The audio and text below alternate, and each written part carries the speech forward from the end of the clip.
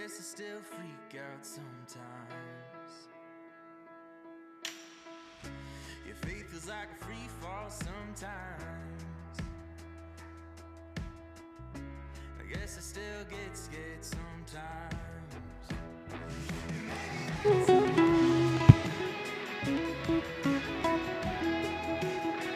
All right.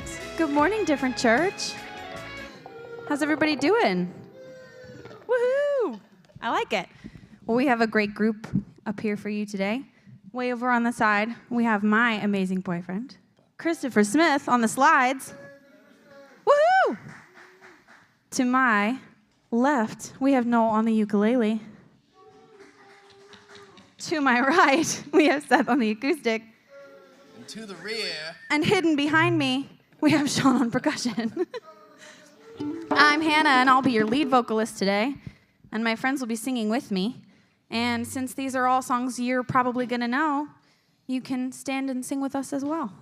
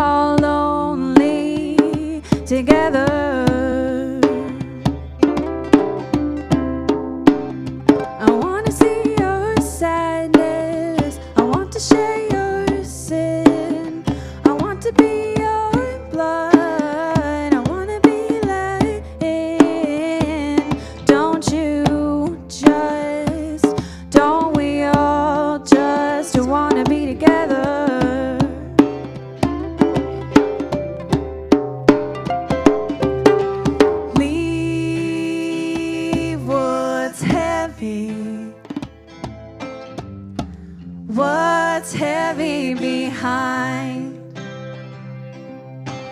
Leave what's heavy. What's heavy behind? If your face is down, take a look around. Do your fingers move? Do your lungs inflate? Are you tired? Are you weary of the hidden hate you've been holding? Oh, when did you lose that love, or have you never had it? Are you feeling sad 'cause you did a bad thing? Oh, leave what's heavy. What's heavy behind? Leave what's heavy. What's heavy behind?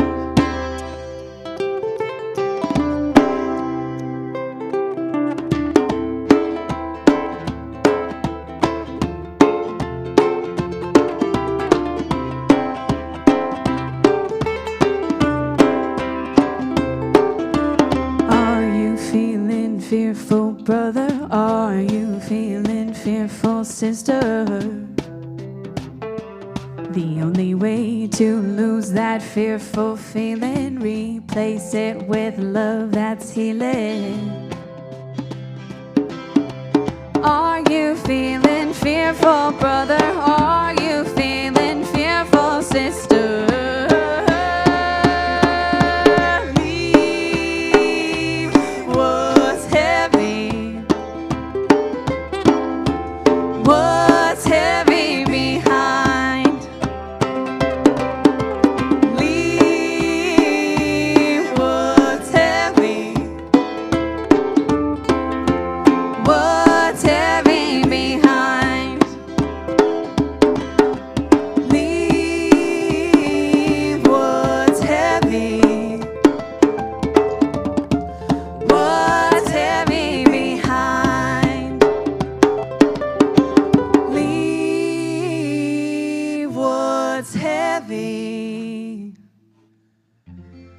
what's heavy behind.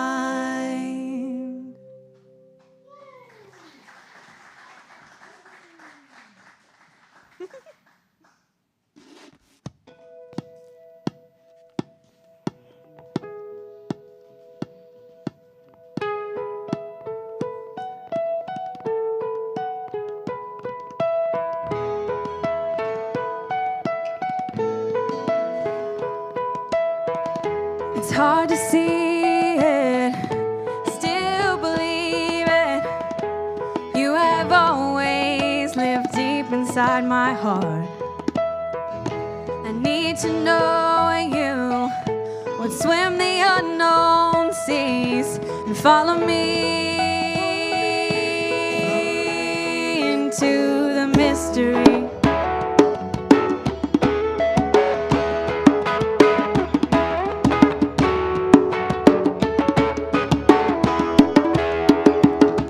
From my shallow grave, I've prayed to find the strength to crawl, the strength to climb up to the surface and tie my hands. Sorrow had a purpose, but it's time to stand. 'Cause I just wanna be loved by you. Cannot resist the need to hear you say it. Whatever you do, I will be there. Oh, I will follow you anywhere into the mystery.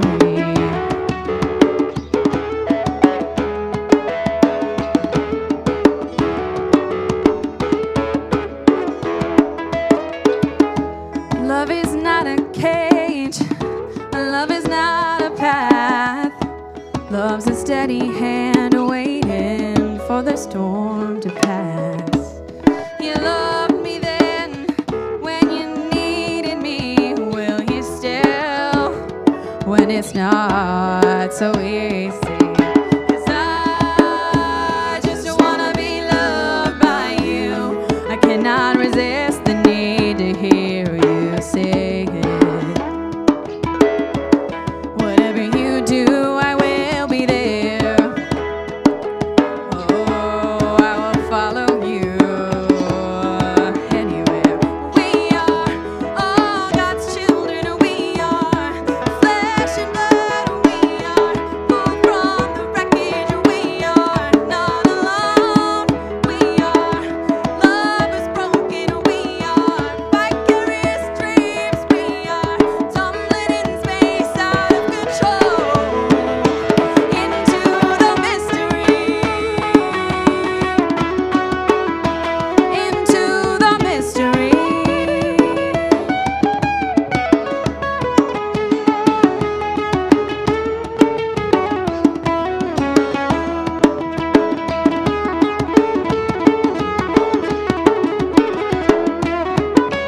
I just wanna be loved by you. I cannot resist the need to hear you say it. Whatever you do, I will be there. Oh, I will follow you into the mystery. Into the mystery.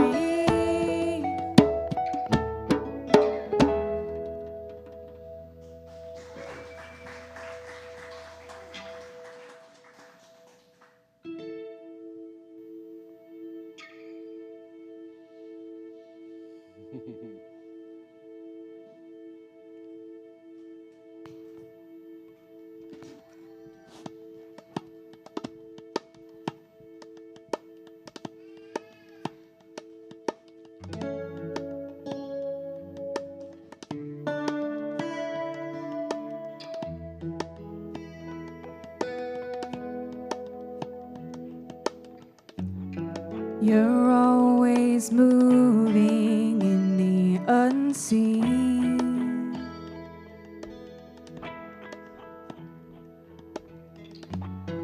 the breath you exhale sustaining me.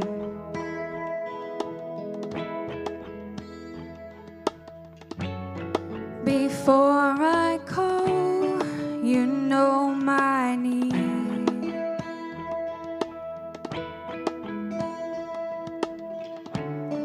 You're always going before me.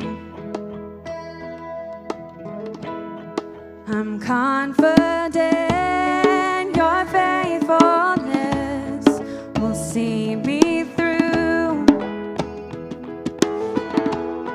My soul can rest, my righteousness is found in you.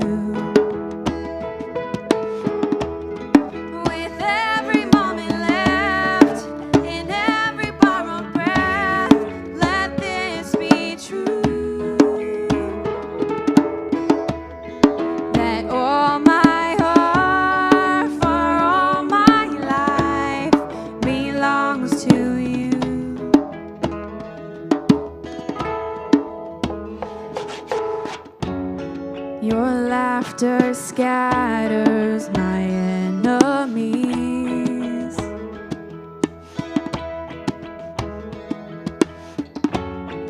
You give me joy for my mourning.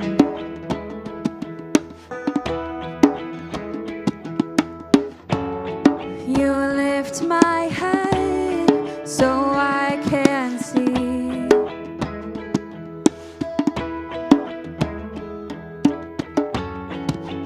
All of heaven surrounding me.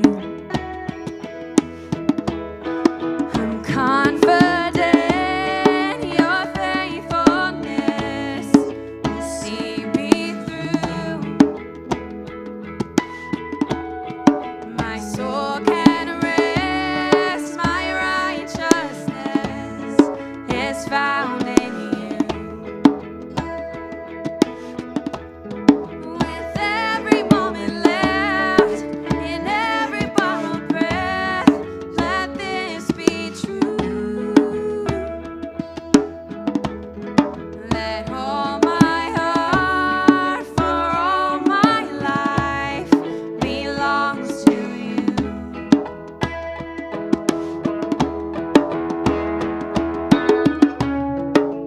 I won't win this battle with the strength in my own hands.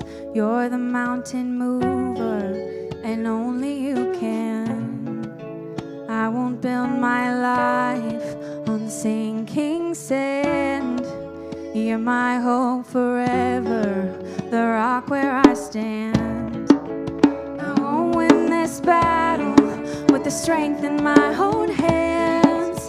You're the mountain mover, and only you can. I won't build my life on sinking sand. You're my hope forever, the rock where I stand. The rock where I stand. All of the ground is sinking sand. All of the ground is sinking sand. I'm confident your faithfulness will see me through. My soul can rest, my righteousness is found in you. With every moment left, in every borrowed breath, let this be true. Let all my heart for all my life belongs to you.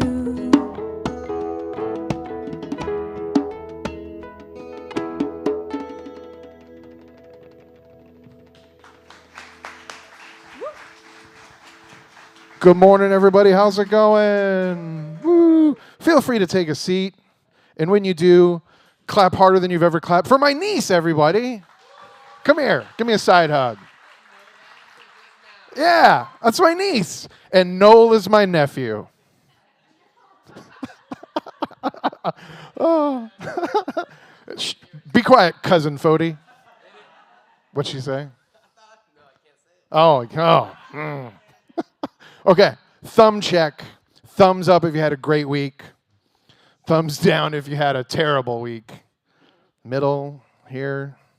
Okay, well, it's about to get better because your favorite pastor is going to come up here and pastor. Oh, my name is Jarrett. It's awesome to see you. I'm glad you made it out. I've been here since what time did we get here? 8? Yeah, because she was at Walmart. So anyway, I bring that up because, is it rainy out? Sorry. Thanks for making it here on a rainy day. Some of you might consider it a cold rainy day. I don't know. Yeah. But I have good news. If you had to park far away, because parking can be crazy and it is rainy and maybe cold, as of next week, or now really, the lot across the street, it used to be we could only use certain spots, but now that they've taken over some of the parking lot, we can use all the spots. So definitely park there. Park on the street if you can, or if you don't see anything, we can always go around the corner to Three Daughters and then bring an umbrella, I guess, because you just never know. I don't know. Okay, if you want to connect with us on a deeper level, you can take out your phone and go to diff.church. When you do, it's going to look something like that. If you're new, we'd love for you to click the I'm new button. If you want to talk to us, you can click the Talk to Us button. We're going to be scheduling some cool events for this year, so that's what that's going to be. And then, Hannah, do we know when groups are going to start up again?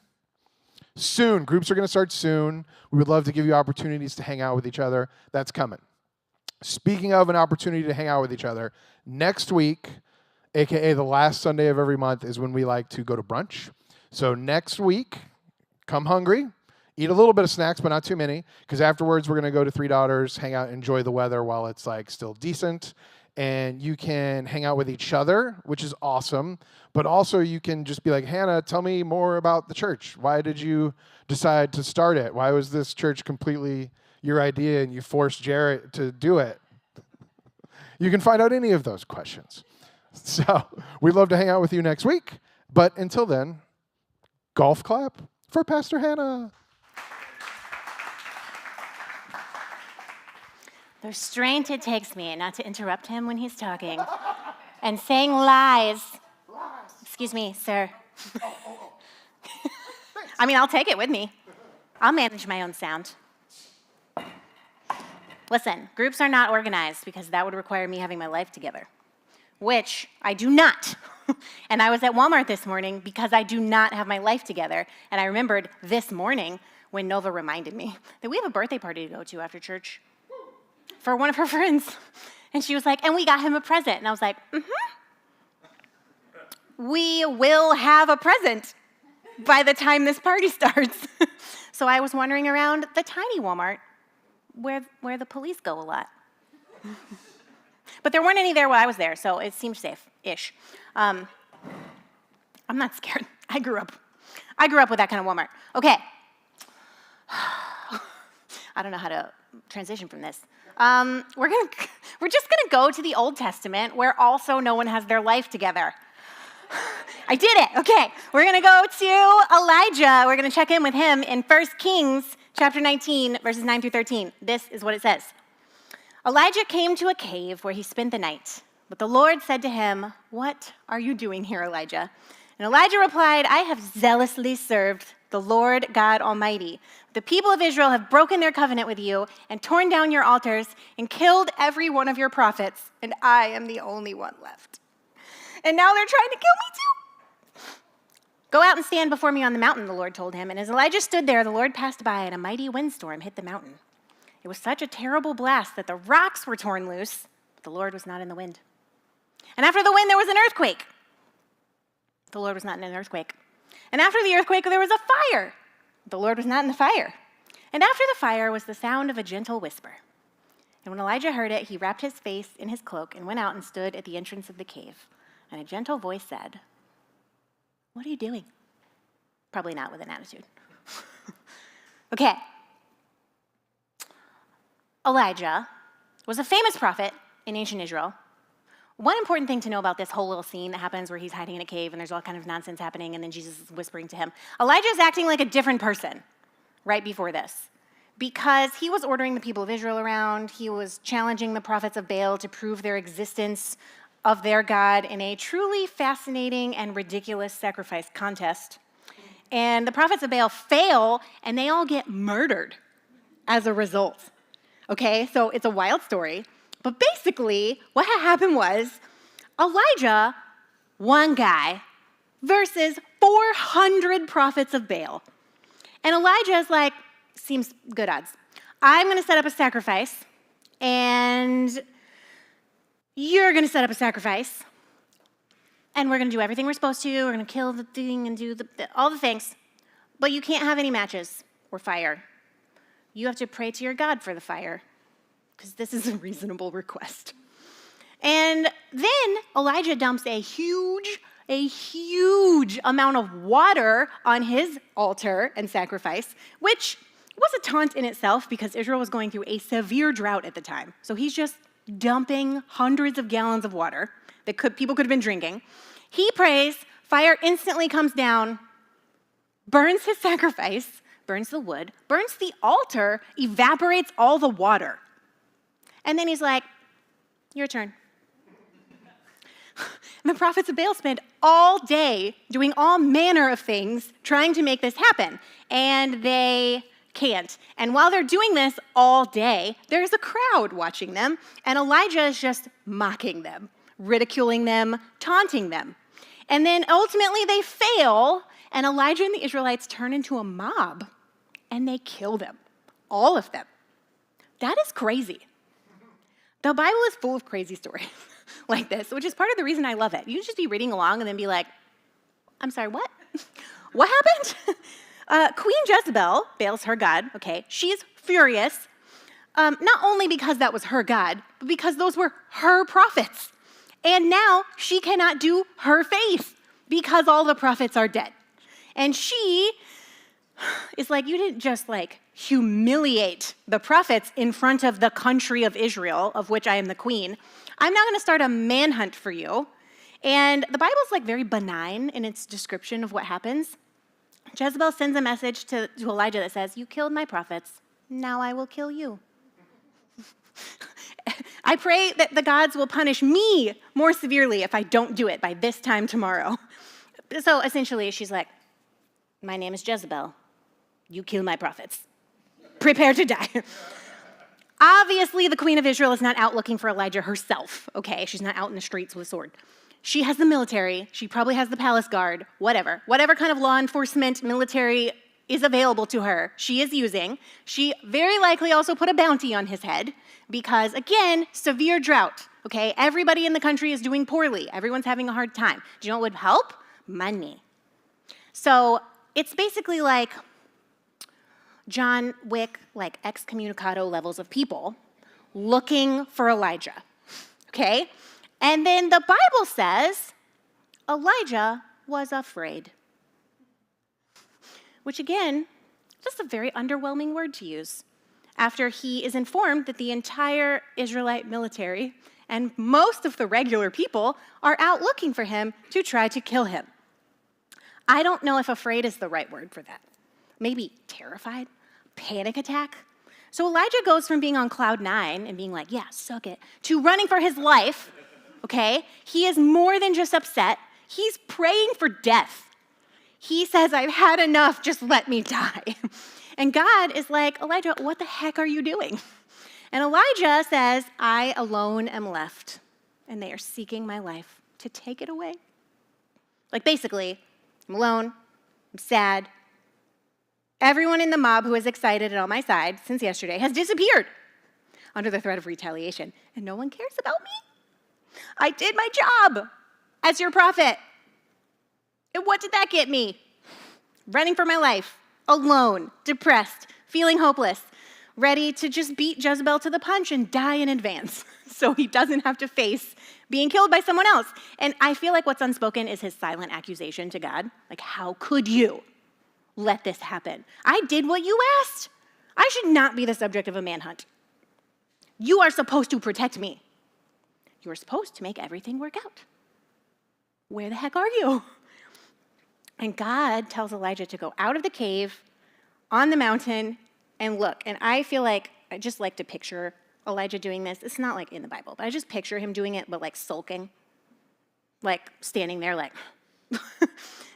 maybe he felt like he would be justified finally, that God would give him a demonstration, just like God had given in this contest against Baal's prophets, a huge, undeniable display of power. And for a moment, it seems like God is going to comply, because there's a giant tornado that's tearing apart the mountain. Then there's an earthquake shaking the mountain itself. And then there's a fire that blasts through the area. I just cannot with the Bible. It's so non-descriptive of like actually insane events. It drives me nuts. It's like, and then there was a windstorm and an earthquake and a fire. Check, check, check. Sounds good, no problem. I'm sorry, what? You're telling me a tornado moves in front of Elijah and then an earthquake and then a fire, and we don't need any more describing words. You just give me some adjectives, people. Like a tornado, that's pretty terrifying by itself, but it goes through pretty quickly, right? An earthquake, also terrifying. Goes through pretty quickly, although you might have some aftershocks. Fires take a while. Like they can go through, but it takes a long time to calm down. And Elijah gets to sit there and watch all of this. Like surely this is the display of pure, unbridled power that he's looking for, right? Like this is the thing that's going to make Jezebel back off and stop chasing him. This is proof that God is showing up. And I wonder if the entire time, like the roaring train sound of the tornado and the earthquake and all of this is happening, Elijah's just like, God's not in any of these. I wonder what he's going to do next.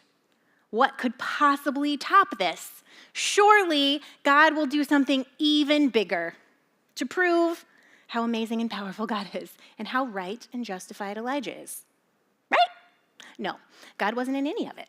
Not the tornado, not the earthquake, not the fire. God was in a whisper. After all the nonsense and the noise, there was quiet. And that's where God was. The NRSV translation says, God was in the sound of sheer silence. Silence. Ugh. Exactly where Elijah did not want God to be. Sometimes I have this conversation with people who are just like really frustrated and annoyed because they've been praying and begging and they're just like desperate to hear from God. We're like, we want an answer, okay? Gosh darn it. We want to hear God's voice. I need to hear God's voice. I need God's direction. Two things. One, are you absolutely sure that you would like to hear God's voice? Because through the Bible, one thing comes up over and over again in the scenarios where you can actually hear God's voice. If God has to do some kind of powerful display to get someone's attention or speak to them, God is yelling, okay? It's not pleasant. No one is like, that was wonderful, thank you so much. Angels show up, and we have like I grew up, my first Bible, it was a Precious Moments Bible. Do you know those little adorable angels? My grandmother had so many adorable angels, she didn't even believe in God, okay? But she was like, these angels are so beautiful. She had them all over her house. And then you read the Bible, and apparently angels are terrifying because the first words out of their mouth every time they show up is, don't be afraid. So what do they look like, okay? If an angel shows up, you're going to be terrified. Or something weirder is going to happen. Like a donkey will talk to you. Or you're basically struck by lightning and you fall off your horse on the way to Damascus and you go blind for 3 days. Or you lose your voice for 9 months until your child is born. All of those are real Bible stories, by the way. I think we want a giant display from God that answers all of our questions. I don't really think we do. And even if we got it, we wouldn't know what to do with ourselves. The giant displays do not generally answer the questions. Not all of them, not most of them, not usually any of them. They're not like, hello, I'm God, And I know that you have a lot of questions, and so I've opened a Q&A. I've scheduled you into my office hours so that you will feel comfortable with what's happening, and I can just set your mind at no, okay? God is essentially like, this is the program. Get with it. It's happening. This is happening. Are you going to fight? Did you see the angel? You're gonna lose, okay? I think we should rethink our "we would like to hear from God" audibly agenda. And two, humans, us especially like in today's society, but like just humans in general, we're just really offended by silence. Especially lately, like we have so little of it in our lives. We listen, how many of y'all listen to music or podcasts like all the time? Same. Do you know what gets me through the day with my children? One earbud. Okay, just one, so I can hear if they're killing each other. Like, we listen to something when we're exercising or cooking or cleaning or doing literally anything, driving, existing, sitting on the couch. Okay, we turn the TV on for background noise. We scroll TikTok while we're watching TV and have an earbud in. Like, it's just so much noise and audiovisual stimulation. And if you have kids, you never get a break from the noise. It seems to be that the primary function of a child is to observe an adult trying to think or have any conversation or with their butt 1 inch from a chair and immediately make the most racket possible. It's uncomfortable. Silence is uncomfortable. Nova talks all the time. All the time. And most of it's nonsense. And I asked her, she said something nonsensical the other day, and I was like, what? And she's like, I'm just talking. I'm like, why? She's like, I like it. That makes one of us. Okay. Like, she's so uncomfortable. If you pause in a conversation, she will talk. If you don't pause, she will talk.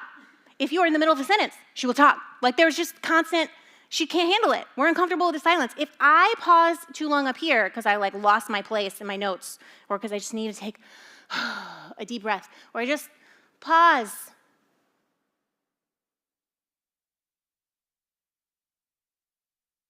You knew it was coming. I still feel like y'all are uncomfortable. You look at me like that. Like, what? I don't mind noise generally, but like low-level noise. Like loud noise overwhelms my nervous system. I had no idea how much my brain needed a little silence until I had a kid, and I couldn't escape the noise. And when Nova was about 1, I started officiating weddings for a beach wedding company, which I still do, and I love it, okay? But they were like having problems finding an officiant to do stuff. And I was like, they were like, yeah, people, just don't want to fit it in their schedule. And I was like, let me get this straight. I get to drive to the beach for a half an hour, alone, with no one talking to me or touching me or needing anything from me. And then I get to be at the beach at sunset with happy people who are delighted to be there and marrying each other. And then I get to drive home for a half an hour, alone, in silence, with no one touching me. I was like, and you're gonna pay me for this? I'll pay you. I didn't say that. Like, my brain was so on fire that I was so delighted to just have 2 hours of silence. Obviously not silence at the beach. People are like loving each other and stuff. But like, after that, I still love it. I only have 1 wedding in January. And I'm like, boo. I don't have an excuse to leave my house alone. Why? Because our brains benefit from a break. Because my thoughts need time to organize themselves. Because I cannot talk to God when there is constant racket. And I know we don't like this, but I'm going to say it anyways. Our brains are not actually wired for constant sound. Like, we've trained ourselves to accept it and to be anxious when there is not sound. But evolutionarily, biologically, we cannot handle it, okay? It's too much. Spiritually, we can't handle it. We need a little more silence in our lives. And if we're having trouble praying or talking to God or thinking about God without getting distracted, we probably just need a little more silence. Because not only does it help us connect to God, we actually know that that is where God is and is accessible. God is in the silence. And we are like, I'd prefer a tornado. I would rather do literally anything than sit inside my own brain for 20 minutes, right? But it doesn't have to be like that, because I think what we're looking for is a big display. We're looking for something that's so obvious, that's so overwhelming. And God doesn't have to do that when it's quiet. God is gentle in the silence. There's no need to raise your voice. There doesn't need to be a big display. We come into the silence feeling like Elijah. Stressed, overwhelmed, self-righteous, feeling out of control.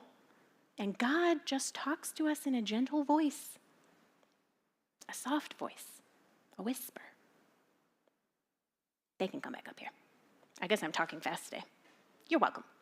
I'll release you into the cold winter rain. God says, we show up in the silence and we're just like, blah!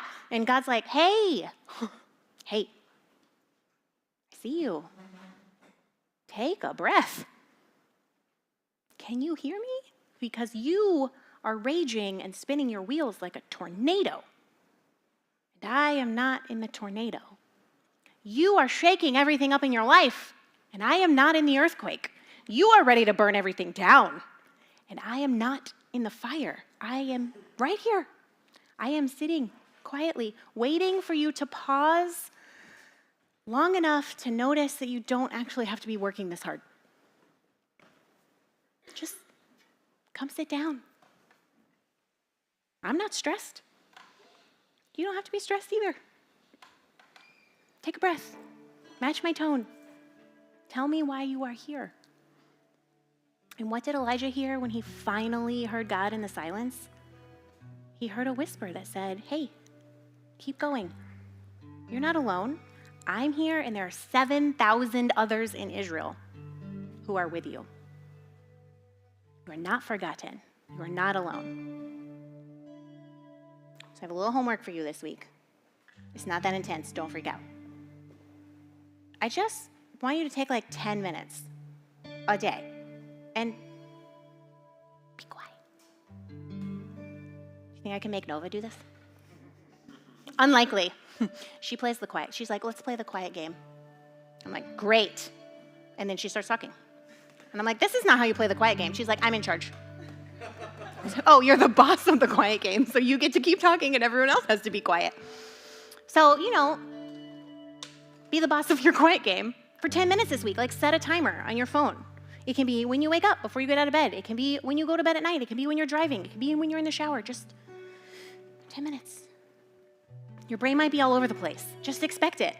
Expect that there's a million thoughts that are going to be popping in and out of your head. Let them. Just don't attach to them. Don't grab them. Don't hold them so tightly. The goal is not to make your mind not have thoughts. It is to give your mind the space to have thoughts and to give God the space to speak in the middle of it.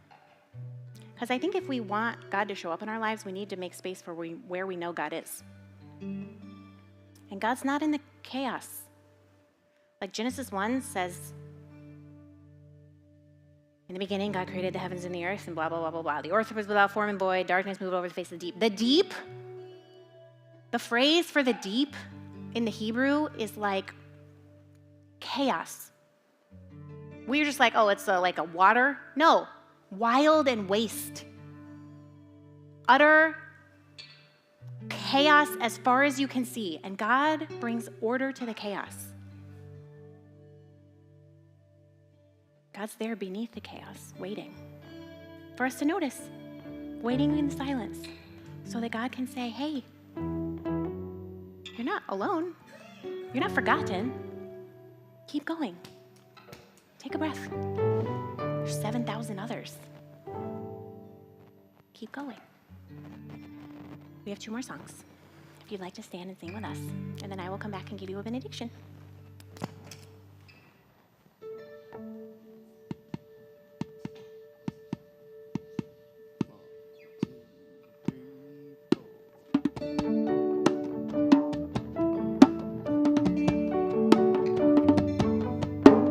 Tired of trying to keep it all together. I'm tired of lies disguising who I really am.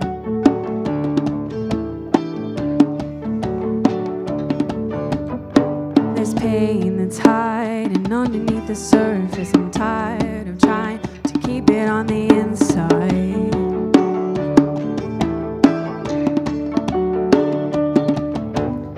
But here before your love, I'm not afraid. I'm gonna let you pull the threads till my heart unravels.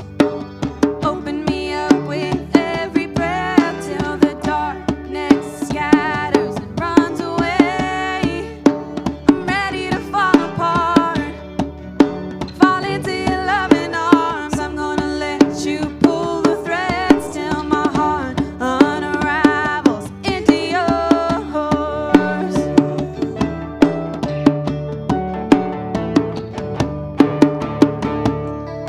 You're reaching out your hand to pull me close again. You see me as I am, still you want me. I'm gonna let you pull the threads till my heart unravels. Open me up with every breath till the darkness scatters and runs away. I'm ready to fall apart, fall into your loving arms. I'm gonna let you pull the threads till my heart unravels into yours.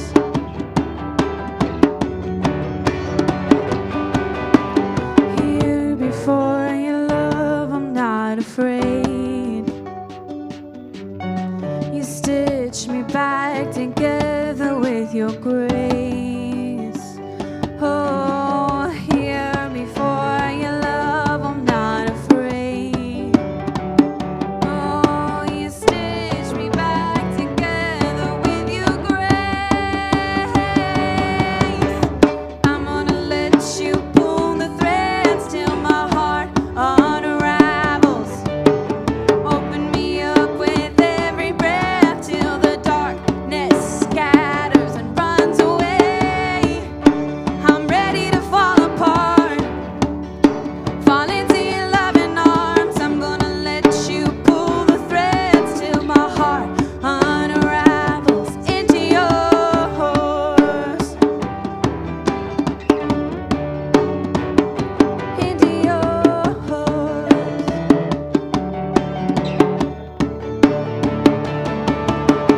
I'm gonna let you pull the threads till my heart unravels. I'm gonna let you pull the threads till my heart unravels into yours.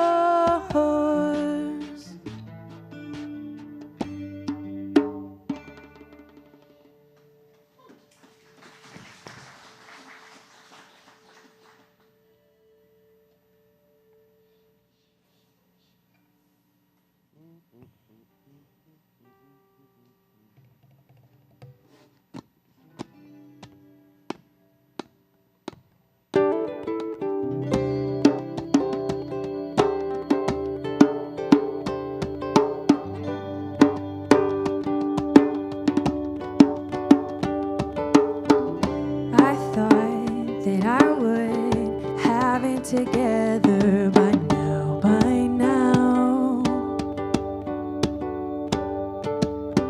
but I don't, and I can't figure it all out. I've tried and tried. Now I'm taking it day by day. Don't need to play by play. Why worry when I can just trust? Now I'm taking it day by day. Don't need to play by play. Why worry when I can just trust you? I don't need to worry about a thing. I'll put it in your hands. Let go of all my plans. You've got it. Every little thing will be alright. You've got the best for me. Trust you with everything. You've got it.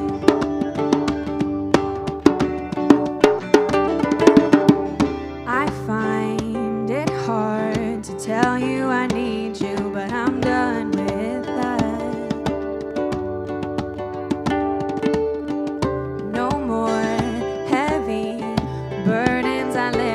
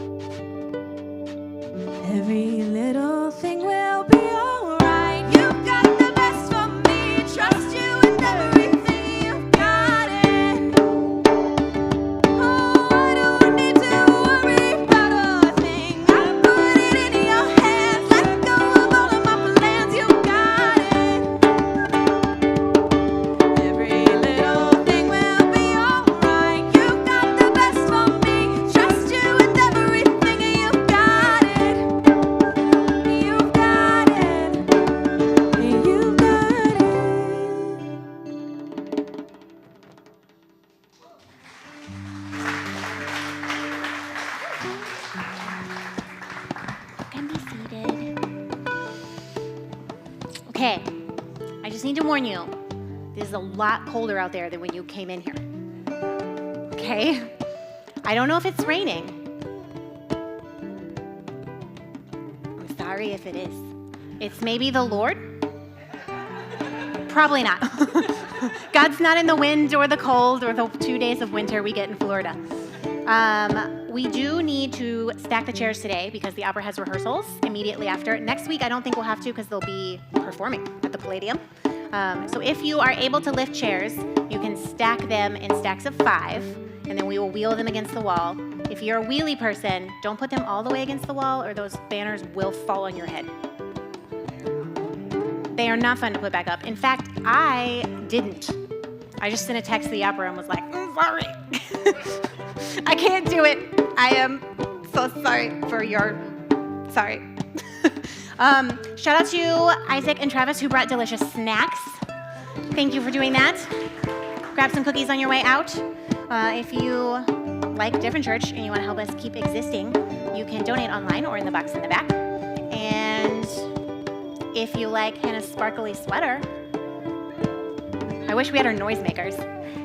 Where was the sweater on our New Year's Eve service? Okay. Let's pray. Shh. Except for me. I'm in charge of the quiet game and I'm going to be talking. Loved ones, is your life on a hamster wheel? Endlessly circling things that feel important but can be gone in an instant? Endless responsibility, relentless demands, never-ending noise. Be encouraged. God is as accessible as the very breath in our lungs. God is always speaking, always guiding, always comforting. Holy Spirit, give us the courage this week to sink down into the silence we are so uncomfortable with. Show us how grounded we can be when we breathe your presence in deeply and your love fills our lungs. Go with us as we try to match your tone, the gentle whisper that repeats, we are not alone. Keep going.